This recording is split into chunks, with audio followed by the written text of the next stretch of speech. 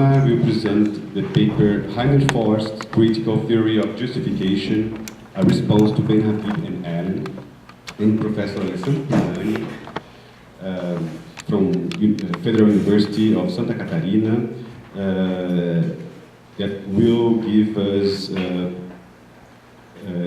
talk about human rights and conceptual structures. Thank you very much, professors. Professor Nythamar. Hello, everyone.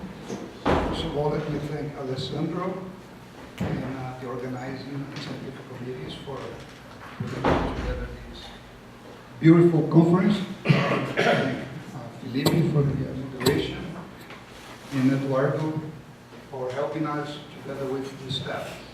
So I will start my presentation with some very informal remarks about the Brazilian reception of critical theory,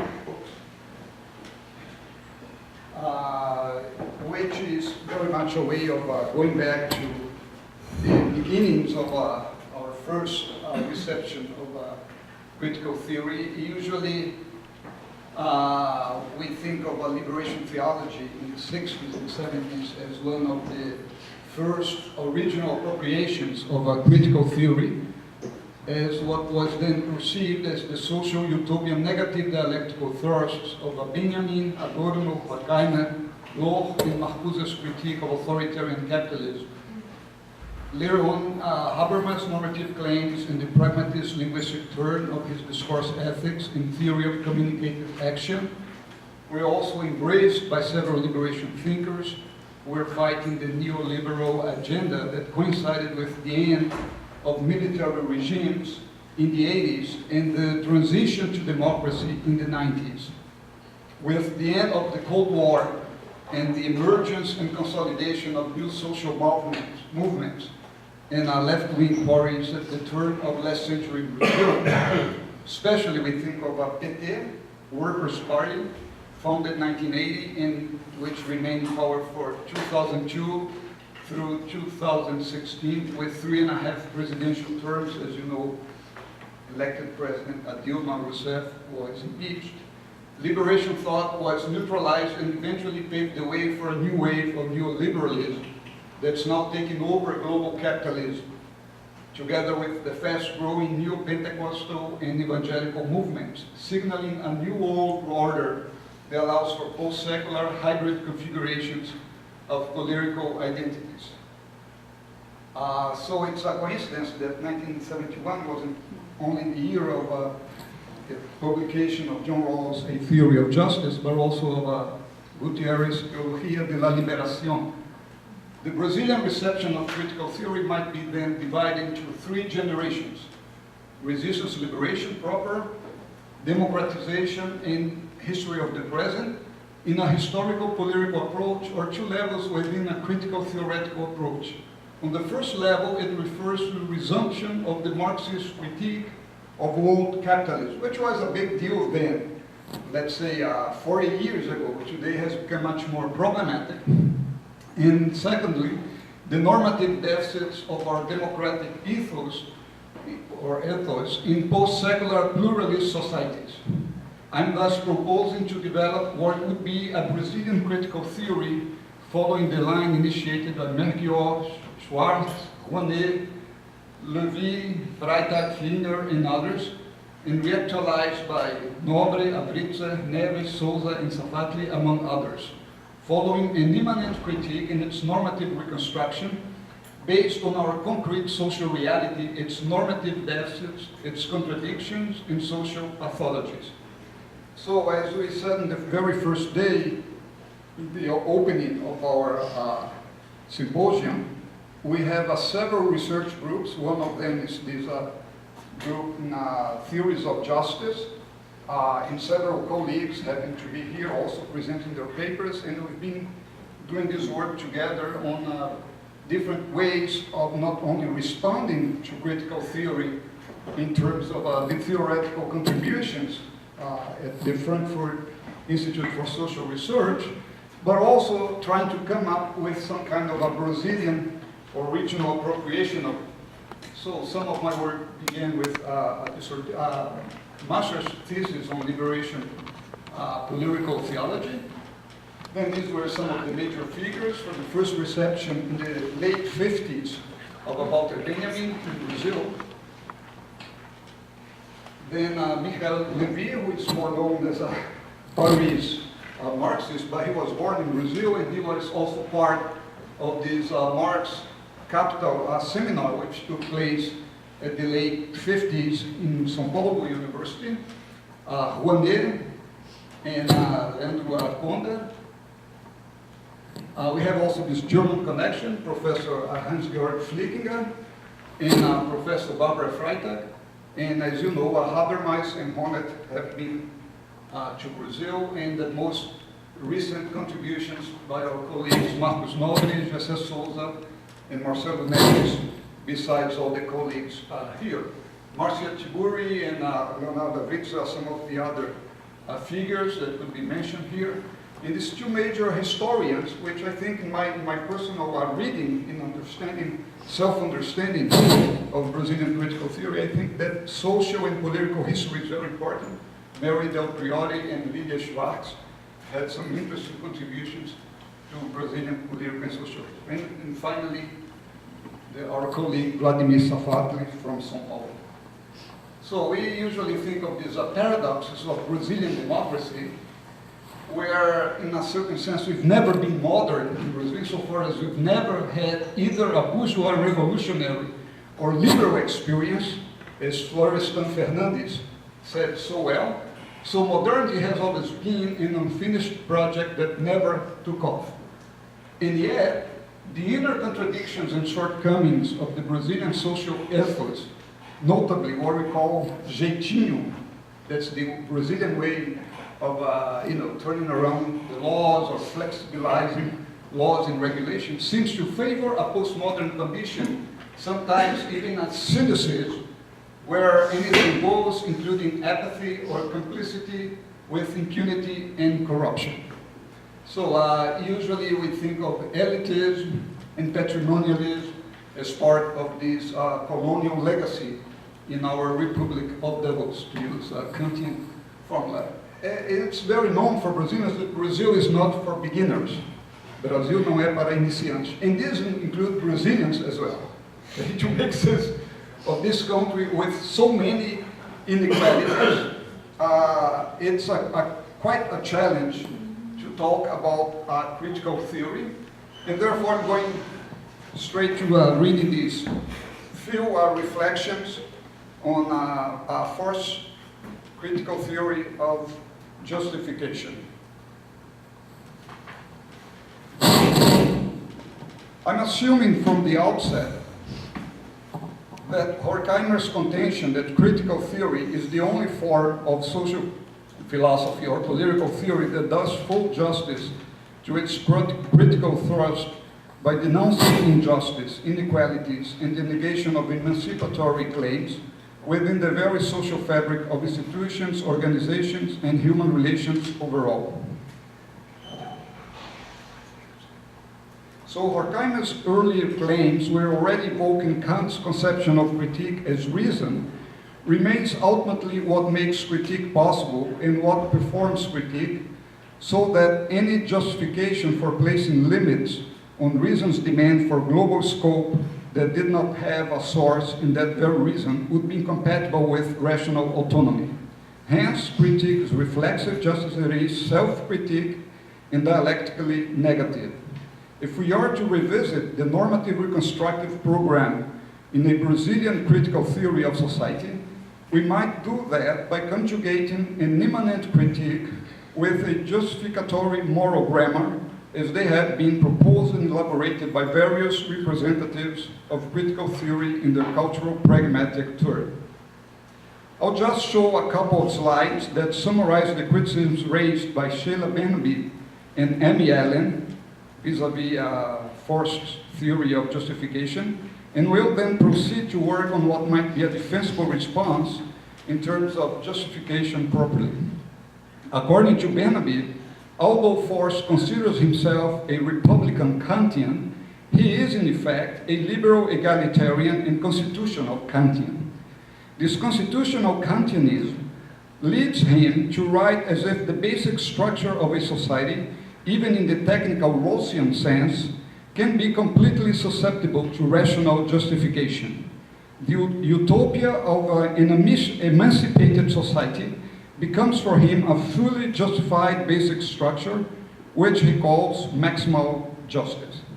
Thus, in order to avoid the aporetic view that moral normativity is prior to any other pattern of normativity, Forst theory should abandon its Kantian-like pretension to metaphysical or epistemological foundationalism, as Benhabib insinuated in her criticism.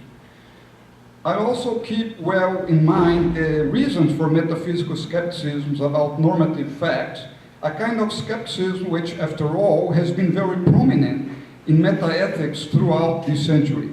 One important reason is the difficulty of seeing how one could possibly give materialistic or naturalistic explanations for putative ontological supervenience relations between natural properties and facts, and putative normative properties and facts.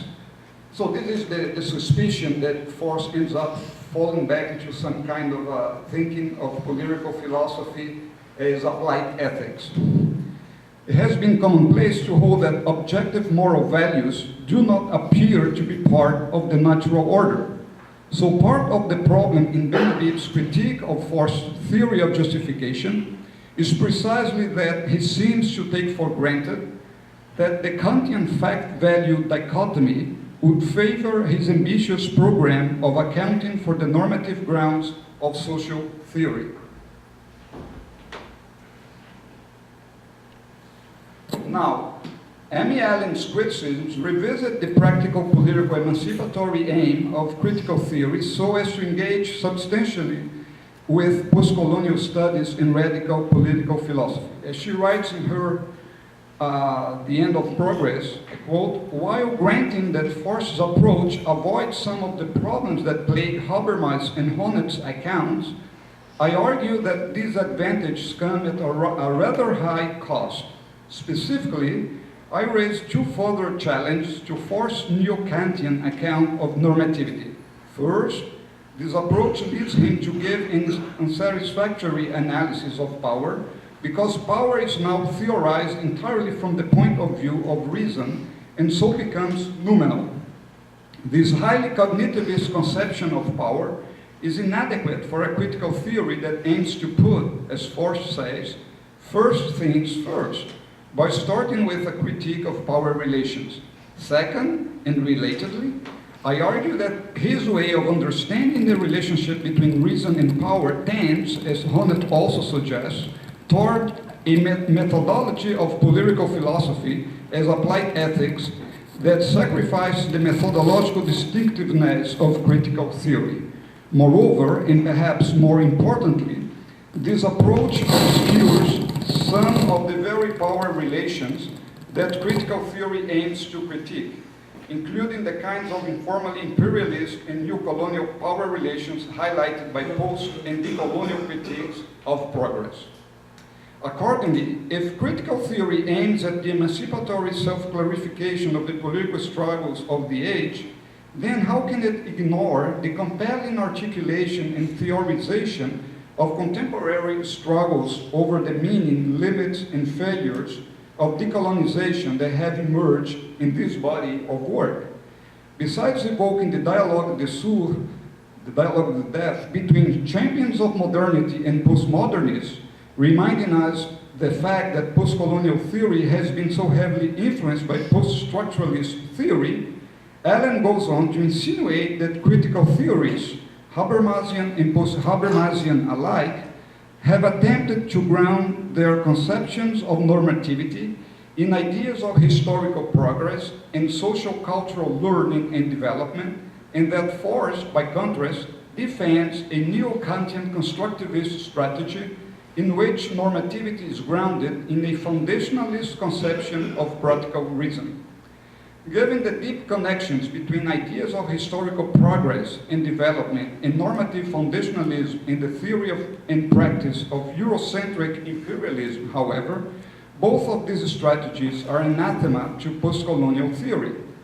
The problematic imperialist entanglements of these normative strategies also shed light on why post-colonial theories have by and large found French post-structuralist theory, which likewise rejects both foundationalism and progressive theories of history, more congenial to its aims than critical theory. On this view, it remains to be seen how Forst's theory of justification can avoid the suspicion of privileging a Kantian-inspired foundationalist conception of ethical normativity, incapable of self-critique so as to transcend Eurocentric progress historicist narratives and to deal with the phenomenological deficit of dualistic accounts such as Rawls and Habermas' views of selfhood vis-à-vis sociality in their respective failures to integrate individual and institutional components of life-worldly sociality. I'd like to offer a few comments on how Forst's theories of justification might respond to these criticisms, although I'm not convinced that they will be satisfactory to account for normativity at the end of the day. Just as modern epistemology has systematically dealt with the epistemic justification of true beliefs and propositions aimed at knowledge, contemporary social and political philosophy has sought to establish normative criteria for the public justification of power, regimes of government, or the best forms of constitutional policy. In liberal contractualist models, members of a society must consent to and endorse the normative arrangements that legitimize power in its forms of institutional coercion.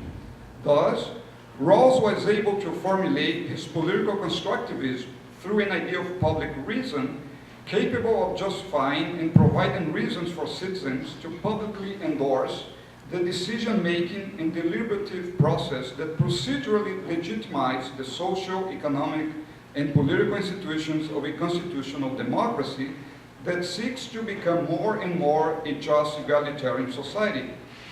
Contrary to the constructivist normativism inherent in an ideal theory in its hypothetical original position, Habermas could, in turn, start from the factual existence of law within society as a medium and as a positive principle of coercion to seek a normative discursive justification, thus avoiding the systemic functionalism of sociological models and discursively reconstructing the procedure of legitimation and universalizable norms so that they are effectively acceptable to all citizens. As early as 1994, Forst tried to combine Rawls' constructivist proceduralism with Habermas' critique of liberal individualism, arguing that the principle of justification must respond to concrete normative claims which seek to have their validity publicly recognized by emphasizing the pluralism of differentiated contexts of justification and by identifying the conditions capable of rescuing such validity claims. In this sense, we may inquire whether Forst's justificatory reconstructive theory succeeds in meeting, on the one hand, a critique of proceduralism and its normative deficits, while at the same time recovering the recursive thrust inherent in the Rawlsian method of reflective equilibrium and in Habermas' normative reconstructive program. Even though I believe that Forst has successfully shown the limitations of both models in a reasonable way out of the liberal communitarian dialogue of the deaf by bringing in the normative context of justice for self-understanding and public justification, he hasn't provided us with a conclusive account of normativity. To quote from one of his earlier writings, the analysis of the debate between supposedly context-forgetful liberal deontological theories and context-obsessed communitarian theories thus leads to a differentiation of four normative contexts in which persons are situated as members of various communities. That is to say, they are intersubjectively recognized and are authors and addressees of validity claims in various communities, communities of ethical, constitutive bonds and obligations, a legal community that protects this ethical identity of a person as free and equal legal person, a political community in which persons are the authors of law and mutually responsible citizens, finally the moral community of all human beings as moral persons with the right to moral respect. A theory of justice is at the same time context-bound and context-transcending insofar as it takes these normative dimensions into consideration without absolutizing any particular one. According to this theory, the society that unites these contexts is the appropriate manner, in the appropriate manner can be called just. According to Forst, the right to justification is fundamental as a natural right, as it were, insofar as it assumes a substantive form in a given context of justice. It needs to be institutionalized. In his own words, every moral person has a basic right to justification, a right to count equally in reflections regarding whether reasons for action are justifiable. This is what, in my view, the Kantian idea of dignity of a person as an end in itself, as a justificatory being, implies. A moral person can demand to be respected as an autonomous author and addressee of moral claims. She has the freedom to say no to claims made by others that violate the criteria of reciprocity and generality.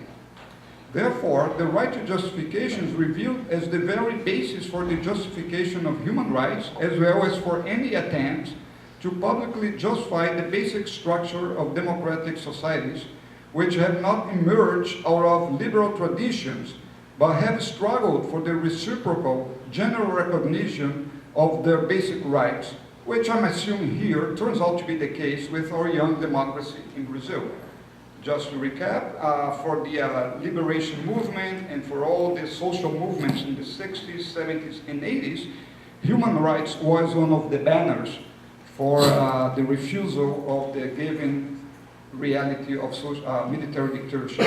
According to Forst's normative reconstructive argumentation, a moral constructivism is the basic legal, political, and social structure of society, ultimately correlated with a political constructivism of democratic legitimation of juridical, political, and social relations among citizens. For Forst, indeed, power is a crucial phenomenon for the genesis of normativity in the complex and conflicting interpersonal relations, just as a procedure of intersubjective justification is necessary for such normativity to be engendered in the bosom of human experience. Forst has resorted to a Wittgensteinian-inspired approach to the moral grammar of human sociality when he evokes two pictures of justice to allude to the ancient principle of the suum cuique, to each his own, or her own, which concentrates on what individuals are due in terms of a just distribution of goods, rendering subjects into passive recipients of justice, as opposed to another picture geared to intersubjective relations and structures, not to subjective or putatively objective states of the provision of goods or of well-being. By resorting to a Foucaultian-inspired noumenal conception of power, Forst succeeds thus in overcoming the shortcomings of raised by the false dilemmas opposing recognition to distributive justice and postcolonial identity politics to a crypto-normative idea of progress, just as Brazilian critical theory has been hoping for. A remark in passing that Rael Yegue's recasting of social forms of life turns out to be also a promising way out of this normative predicament between worn-out versions of universalism and particularism, as moral progress is implicit in our attempt to bring about social change. So this is my major working hypothesis from the very beginning, that in order to bring about social change, we are also presupposing some form of moral progress. Forst explains that his own proposal starts from the assumption that the analysis of the moral point of view should begin with a pragmatic reconstruction of moral validity claims and proceeding recursively inquire into the conditions of the justification of such claims and of the construction of norms.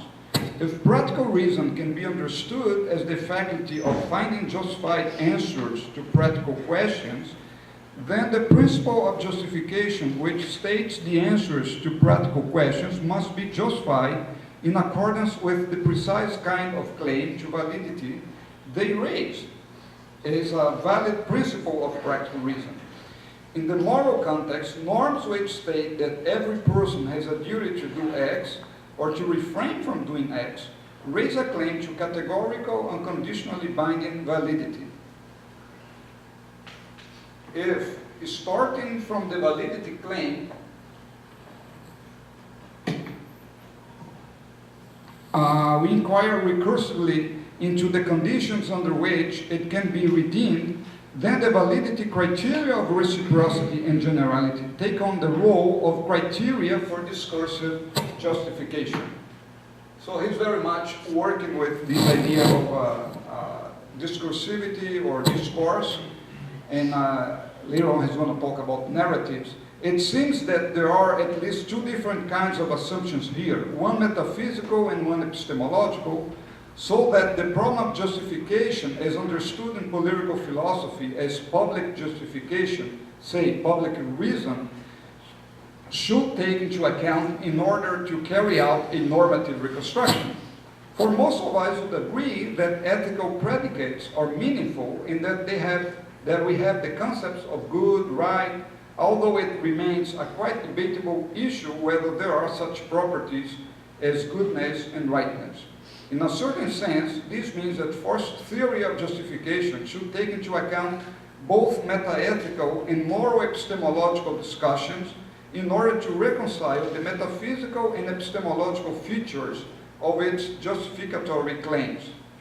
It seems that right here, Yegi's conception of social life forms could help Forst attempt to offer a nominal conception of power that avoids a division between systemic institutional fields and autonomous moral agency by sticking to a monist conception of the social and sociality.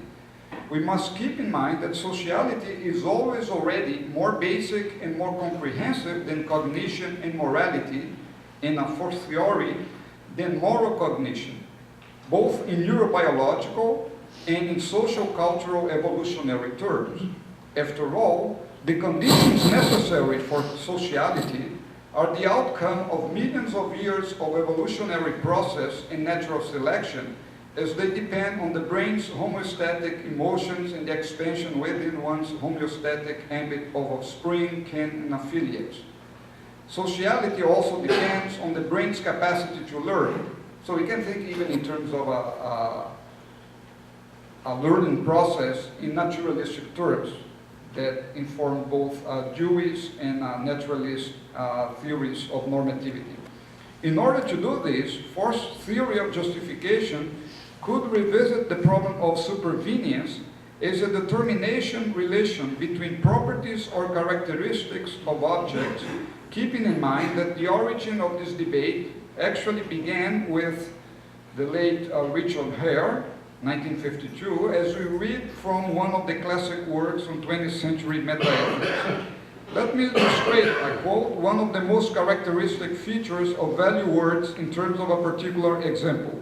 It is a feature sometimes described by saying that good and other such words are names of supervenient or consequential properties. Suppose that a picture is hanging upon a wall and we are discussing whether it is a good picture. That is to say, we are debating whether to assent to or dissent from the judgment P is a good picture. Suppose that there is another picture next to P in the gallery. I'll call it Q. Now, there is one thing that we cannot say. We cannot say P is exactly like Q in all respects, save this one, that P is a good picture and Q not. There must be some further difference between them to make one good and the other not. We may remark en passant that George Edward Moore, as early as 1922, anticipated some of this debate when he held that intrinsic value is, as we would now say, supervenient on non-normative properties. So the problem is that you cannot draw normativity from non-normativity, right? This is part of the problem. According to Allen, a gulf has opened up between the Frankfurt School approach to critical theory and critical theory done under the heading of post-colonial theory. Allen goes on to say that she has been criticized vehemently by Frankfurters for challenging the various new Hegelian and neo-Kantian strategies for grounding normativity favored by contemporary critical theories and thus flirting with relativism. And in fact, when discussing her project with colleagues who work in post-colonial theory, Allen found that they were often stunned to learn that anyone was still willing to defend either ideas of historical progress and development or normative foundationalist projects at all. So Allen is aware that critical theories are likely to think that the anti-foundationalist account of normativity developed in her book is too weak and relativistic to count as critical, and post-colonial theories are likely to find the critiques of Eurocentric modernity discussed here all too familiar. And that's why the discussion of a cultural conception of modernity is so important to our Brazilian appropriation.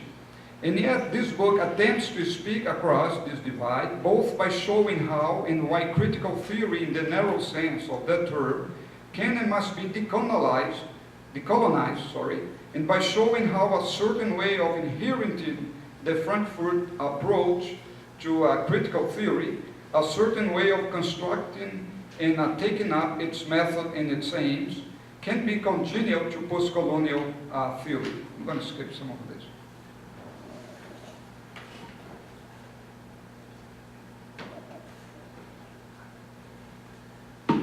Forst further argues that progress is a normatively dependent concept in the sense that it is dependent on this universal normative standard, which in turn provides a clear benchmark for measuring claims about historical progress. This alternative way of understanding the relationship between normativity and claims about historical progress avoids the worries about convention and the reliance on the notion of progress is a fact that plagued Habermas and Honnett's account. However, Allen argues in chapter 4 that Forst's strongly universalist conception of morality and his freestanding account of practical reason remain vulnerable to post-colonial critique, in particular to worries that his allegedly freestanding universal conception of practical reason is really a thick, particular, and Eurocentric notion in disguise. Moreover, in seeking to avoid conventionalism and relativism, Forst's neo-Kantian approach, according to Allen, ends up in foundationalism. This leads him to adopt a kind of political philosophy as applied ethics approach that sacrifices the methodological distinctiveness of critical theory. Well, I'm going to skip some of this because the major part for the response, for the problem,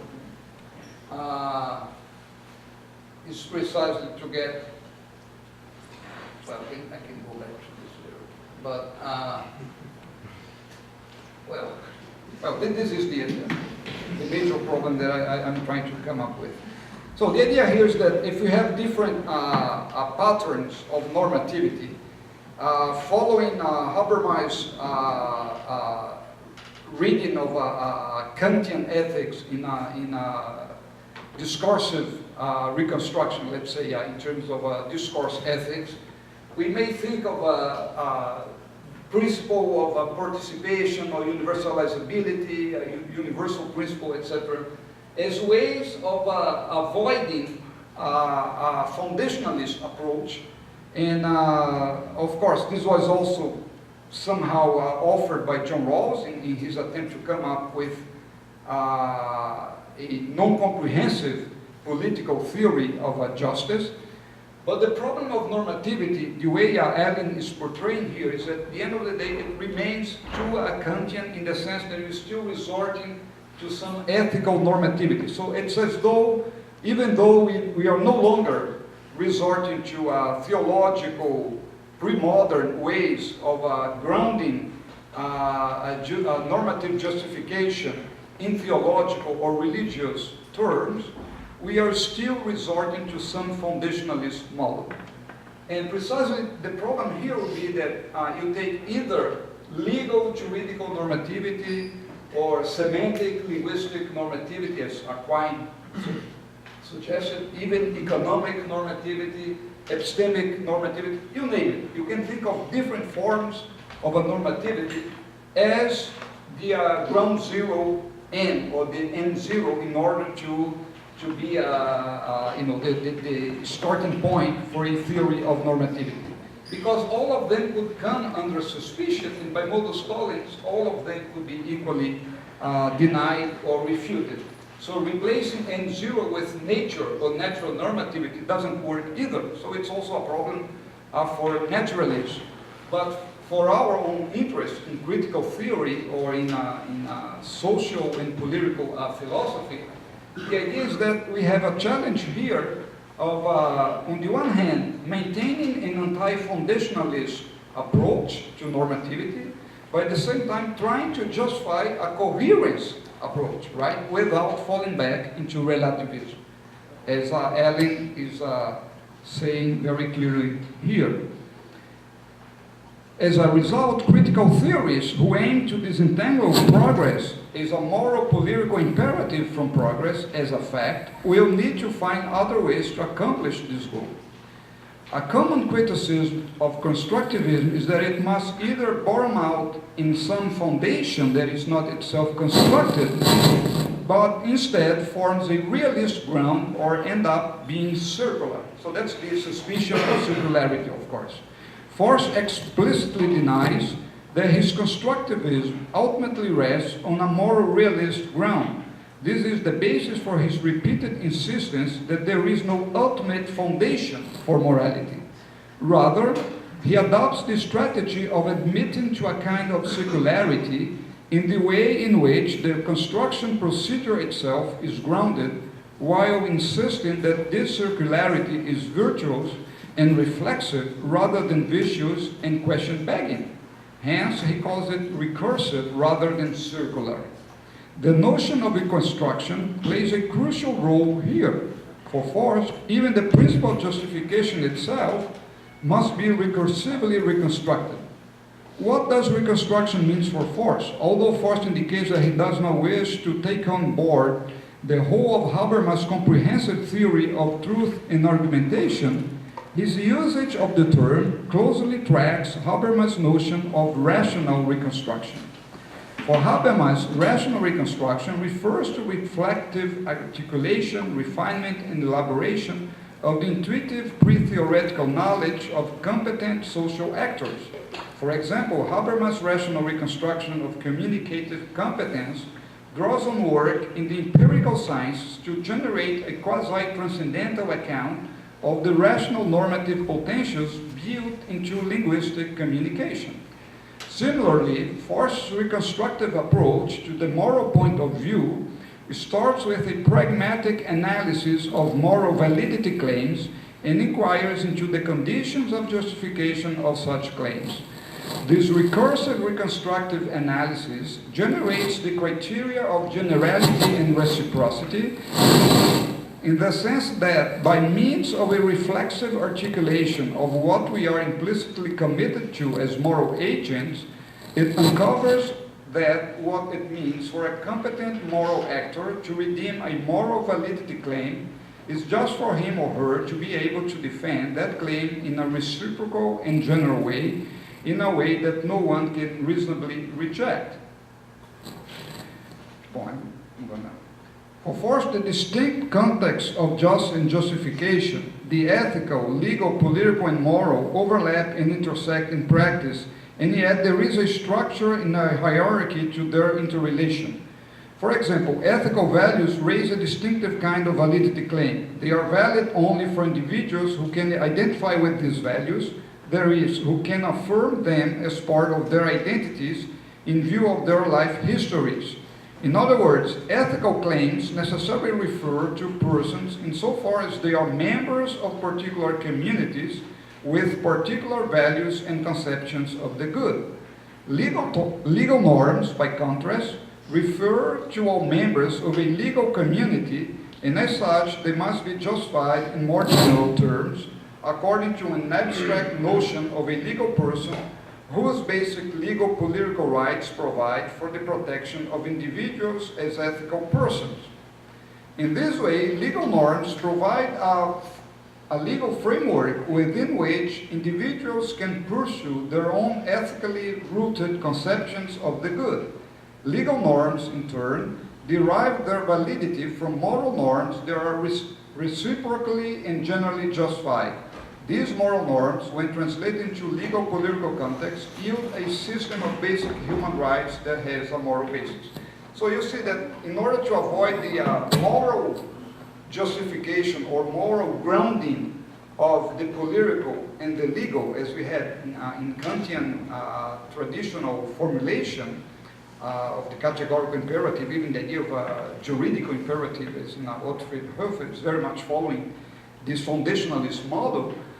For anyone that's resorting to a non-foundationalist model, you will still have this kind of a poetic situation, because it wouldn't be different with semantic linguistic competence. And precisely, it's very interesting that Chomsky was evoked by both Rawls with his sense of grammaticality in Habermas for normative reconstruction. So,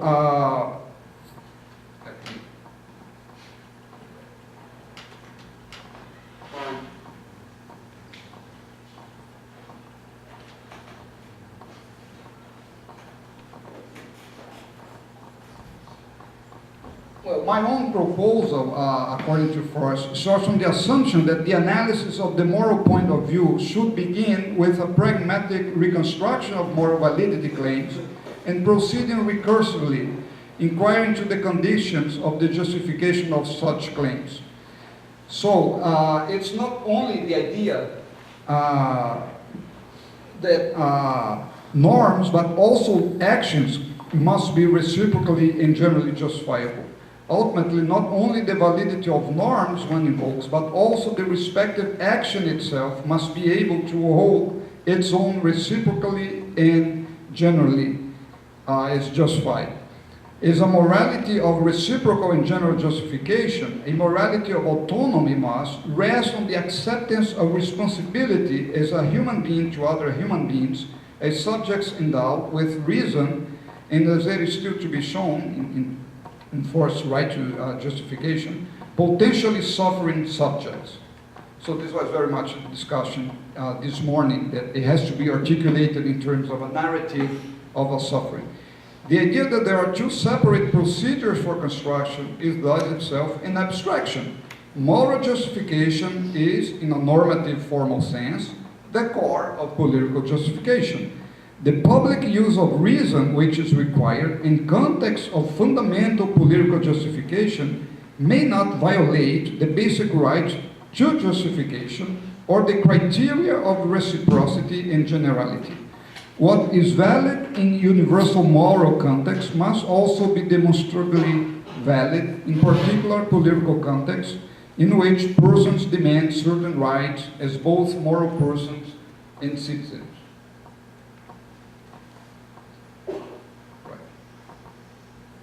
We are living at a time of profound and rapid social change. These changes are bound up with social conflicts, both within states and beyond them.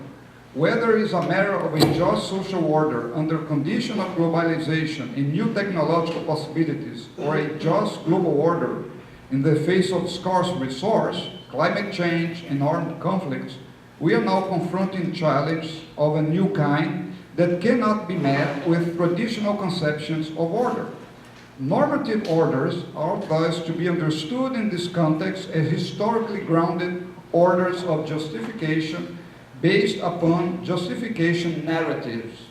They privilege certain legitimations where norms and values of very different kinds, moral, legal, and religious, to mention just a few, are interconnected or give rise to tensions.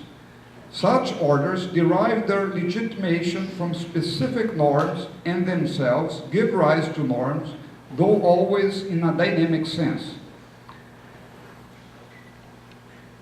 The question of political philosophy and a practical one is both a philosophical and a practical one. It is the question of the justification of the rule of some over others, according to Forst, and it is posed within certain orders of justification that set limits on what can be questioned and what counts as legitimate. But in moments of critique, such orders are not only questioned in an immanent way by comparing established social ideals with the real. They may also be questioned more radically by testing the boundaries of what is seen as justifiable. In such case, immanence and transcendence are mixed. For example, when a king formerly respected as a ruling by divine right comes to be regarded as the contractual servant or the enemy of the people, or when a pope is labeled as the Antichrist, or a liberal society is criticized as one of complete unfreedom, and so on. So to call a society an order of justification is not to imply that it rests on good justification. So it's not to say that every justification is good or conclusive. It only means that we have to critically examine the dominant justifications and to analyze the discourse and institutions in which such justifications are being formed. So the critical theory that Forst has in mind is a critique of the relations of justification. Only when we understand how the justifications that establish and reproduce a normative order are produced, do we understand the power structures of such an order. So I'm approaching the conclusion. The theoretical outlook that Forst was defending in Justification and Critique is the attempt to overcome the outworn opposition between realistic and ideal approaches in political philosophy.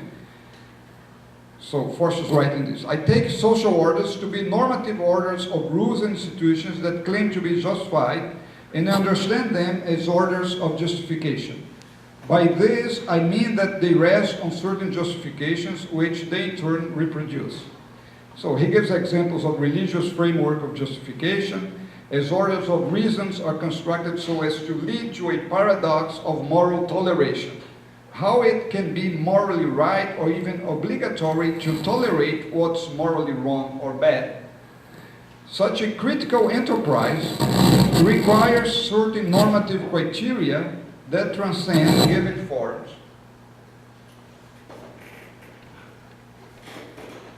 Discourse and complex of justification. Here Forst used the term discourse in both a Foucaultian and Habermasian way to refer to the medium in which justifications are produced. The justifications that hold sway in a given society are often one-sided, restricted, or ideological, and the critical discourse that question them arise in very particular social institutions and contexts. Yet, critique can develop a force that transcends existing discourse and asks what free and equal persons would agree to if they were to judge their social and political situation reflexively without being constrained by the very power that is the object of reflection. To be sure, such distance can be achieved only in a partial and piecemeal way. But if critical theory implies the principle that the justification of rule cannot be performed under conditions determined by the very kind of rule that is the object of justification, it must be possible to achieve discursive transcendence and we need a method for achieving it. Obviously, we find both elements, the right and the good, generally speaking, within the Marxist tradition. And in fact, both elements are at work in thinkers like Bloch. So this is Forst's account. My account is closer to the tradition of Western Marxism that was developed in Frankfurt and elsewhere, in which there was a reason for a ban on images of the true and good human life, like we find in Adorno. Within this tradition, it is for humans in progressive history to determine the true and good life for themselves through process of reciprocal justification, and disagreements about the good remain legitimate as long as the imperative not to dominate others remains in place. Human progress is constructive according to that essentially Kantian picture. In the other, more Hegelian picture, human progress is the unfolding and development of an objective truth about human nature or our species being, from which we have become alienated. So the grammar of justice, or basic rights, originates in a grammar of social and always concrete protest and struggle that has a general structure. One, as Bloch has argued, the upright gate, and of further discursive justification. These agents neither want to be told by their rulers or by those outside how to live or not, how to live, nor what is justified. Because, of course, we are thinking of comprehensive doctrines as well. Rather, they want to determine their collective lives themselves, and most of all, they no longer want to be justificatory nullities. This is what justice essentially demands. So, I'll finish with this conception of power is situated within a dynamic field of justification. The transitions to forms of rule, Herrschaft, to sketch a heuristic typology, occur when religious, traditional, metaphysical, economic, political, etc. justifications become consolidated into hierarchical systems of thought and action, irrespective of whether the rule in question is legitimate or illegitimate. Domination, on the other hand, Beherrschung, arise where the closure of the space of justifications permits scarcely any alternatives, whether on account of discursive hegemony or of effective threats, so physical violence. And the right to justification is restricted. The transition to violence occurs when claims to justification are entirely rejected and replaced by other means of regulating action.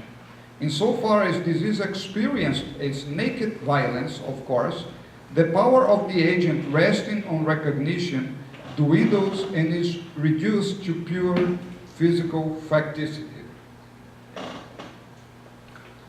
So the idea here is that this noumenal conception of power is very much defined as a way to have and exercise power, as a way to influence, use, determine, occupy, or even seal off the space of reasons for others.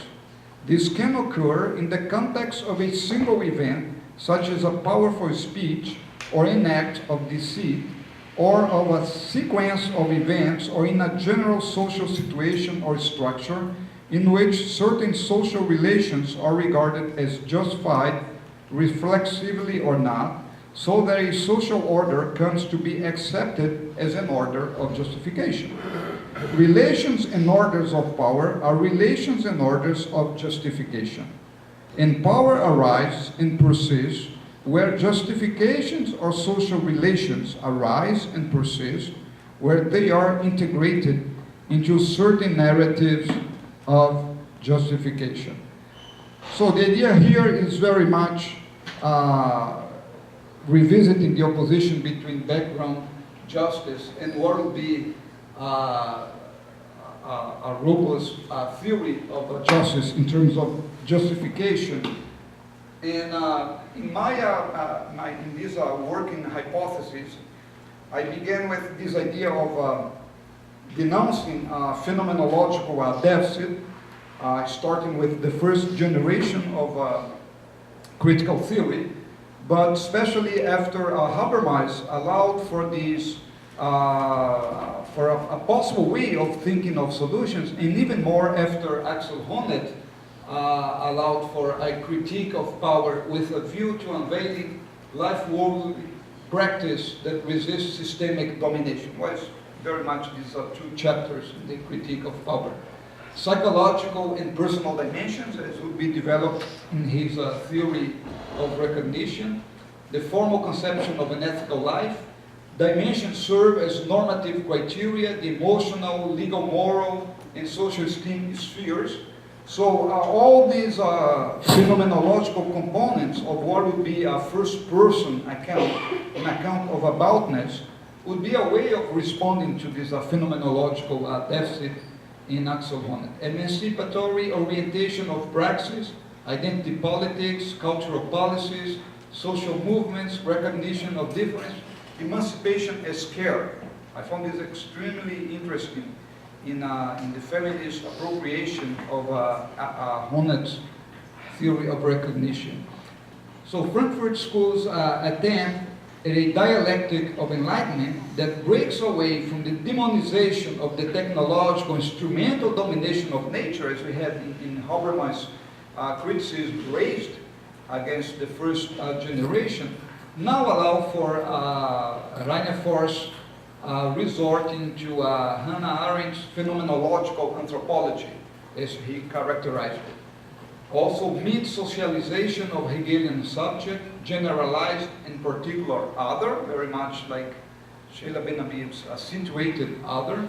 So there is, in the end, a phenomenology of dignity, where human dignity refers to a status that applies to human beings as human beings, regardless of their specific identity.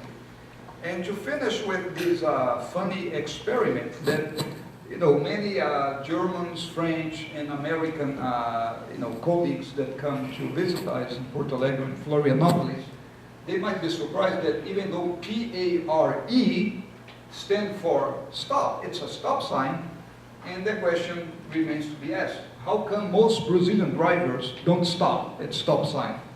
So this was part of the provocation for the problem of normativity, and the way that social normativity has become so complex that there is not one single way of simply explaining it away in a sociological account for normativity, but the same idea of going back to a foundationalist ethical moral account on normativity won't do it either. So the best way is to revisit the idea of reflective equilibrium. Here is one very interesting contribution by Professor Baines on the normative grounds of social criticism.